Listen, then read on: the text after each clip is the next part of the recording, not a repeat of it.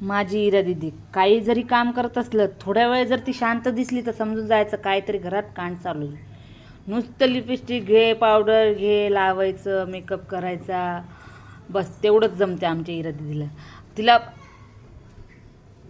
तिचे पायसुद्धा पुरत नाहीत तरी पाय वर करून करून करून करून बघते आरशात मी कशी दिसते म्हणून. खरंच माझी इरा दिदी कशी दिसते, तिनं मेकअप कसा केला बरं सांगा बरं.